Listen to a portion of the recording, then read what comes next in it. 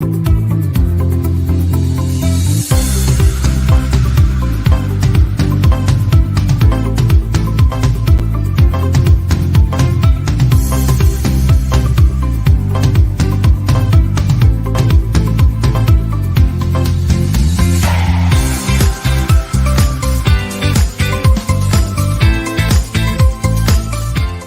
y'all! Happy Monday. It's time for Motivational Monday, and it's your girl, Deborah Franklin. Y'all, or Coach Deborah, as we like to say as well. Well, y'all, for those of you that don't know who I am Deborah Franklin, and I am the host of Conversations with Deborah Franklin, which is a podcast. And I'm also the founder of Church Girl CEO. So one of the things that we do on Mondays is that it's Motivational Monday. We come on, and either myself or someone from our team comes on and they share a motivational moment. So today is all about do it. I think that's what I called it. And so many times you have been sitting around and questioning yourself, and you've been questioning the things that you know that you need to do. You heard it from God, and God said, do it. And you sitting up there questioning, talking about it. Lord, did I hear you right? Lord, is this you for real? Lord, guess what? You heard him right. You got to stop letting your fear or your doubt slow you down from just jumping out and doing what you know that you can do, because so many of us are waiting for the ideal time. We're waiting for all the ducks to be lined up in a row. We're waiting for that person, that thing, that the right amount of money, the right amount of friends, the right amount of contacts.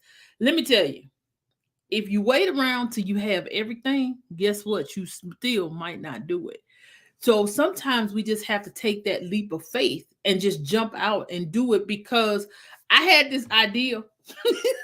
I had this epiphany, and I know the Lord told me what to do. And it was like, interview 50 women. I was like, okay.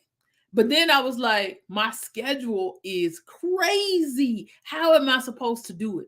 And guess what? It's getting done, because I wasn't sure how we were going to do it. I wasn't sure about how to get everything organized and how all of this. All I knew is what I had to do it. So, whatever you have heard, whatever you need to accomplish, it is time for you to just jump out and do it. I don't care if it's writing the book. I don't care if it's starting your podcast. I don't care if it's starting your coaching program. I don't care if it's changing jobs. If you have heard it, you see the signs on the wall.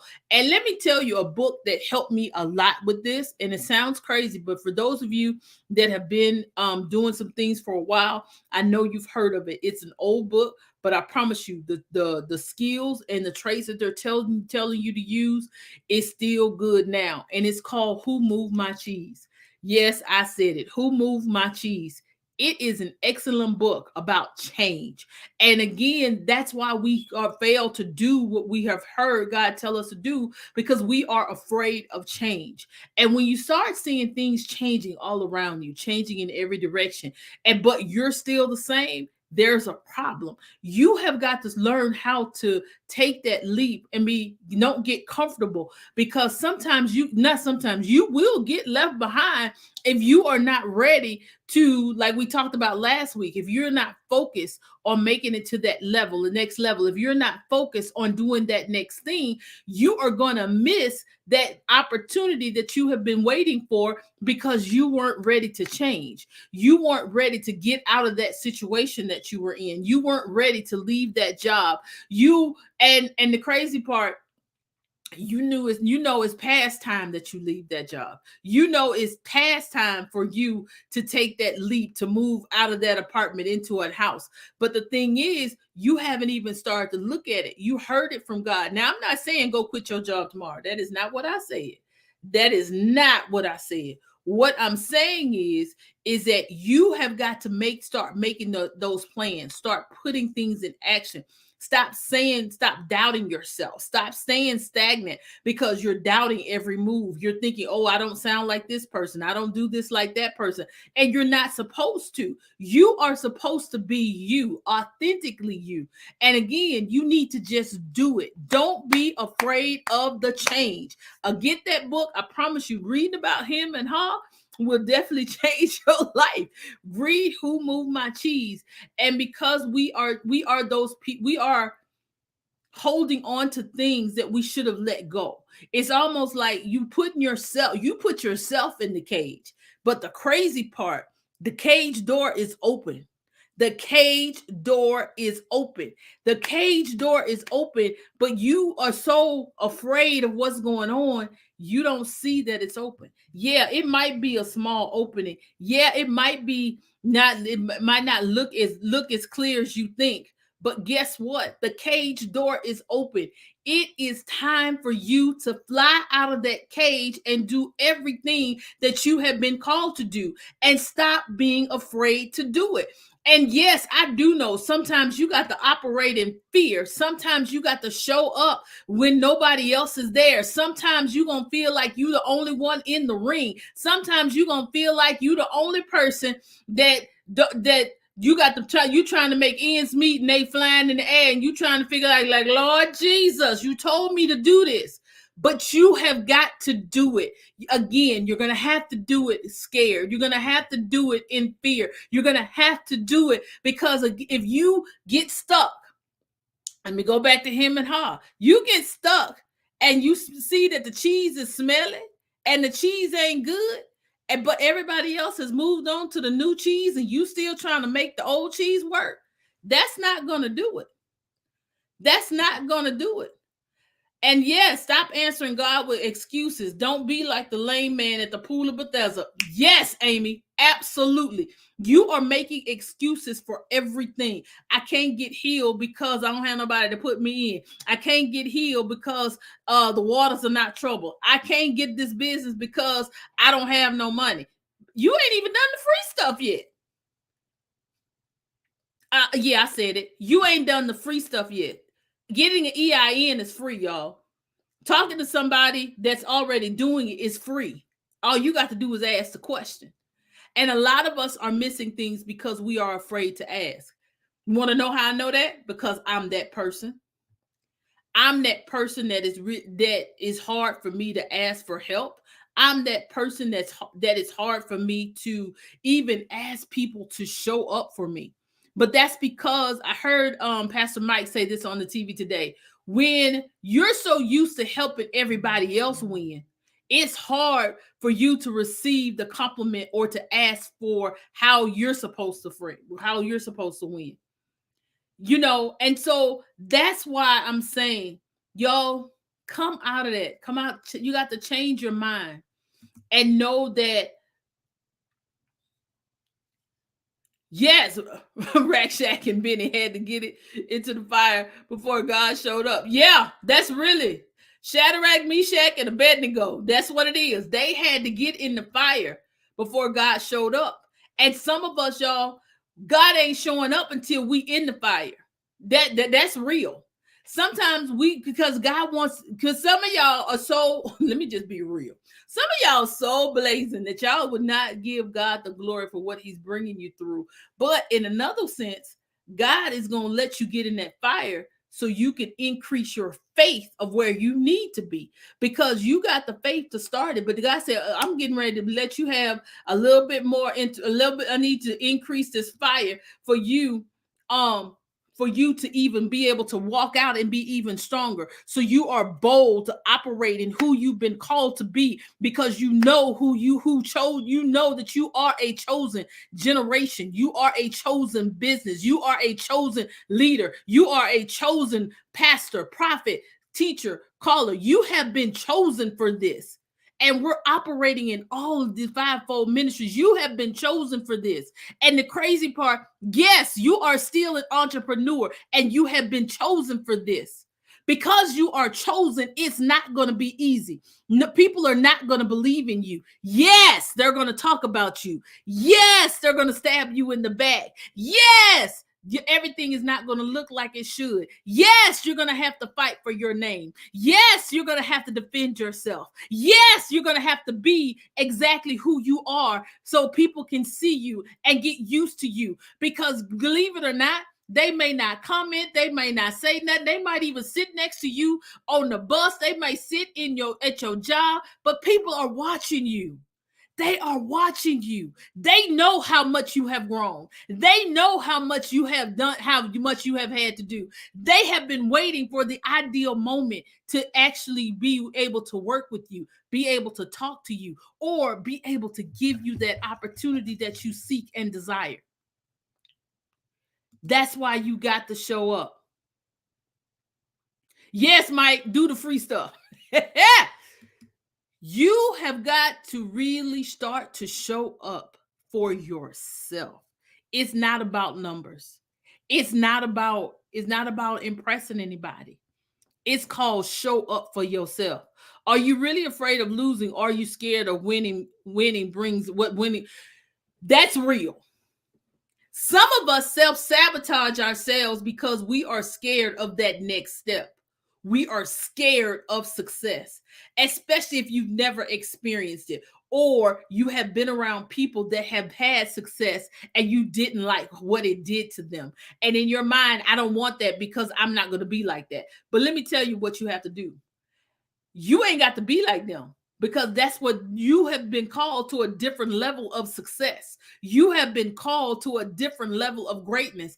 And God knows that He can trust you to be the authentic you in that situation. You will not have to suffer and deal with that.